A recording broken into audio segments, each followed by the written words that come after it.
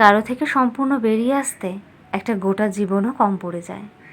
অনেক অনেক বছর পরও একটা চেনা রাস্তা পার করলে, কোনো হলদে বাড়ির ধার ঘেঁষে এগোলে, এককালীন দুজনের পছন্দের গানটা কানে এলে, কোনো বিশেষ রঙের শার্ট বা শাড়ি পরলে, একসময় খুব কাছের কারো প্রিয় খাবারটা সামনে এলে, চেনা পারফিউমের গন্ধটা নাকে আসলে, কিংবা বইয়ের পাতা উল্টালে দেখবেন কি অদ্ভুতভাবে আপনি ফিরে যাচ্ছেন সেই কবেকার ফেলে আসা ভুলগুলোর কাছে, স্মৃতিটার কাছে, মানুষটার কাছে।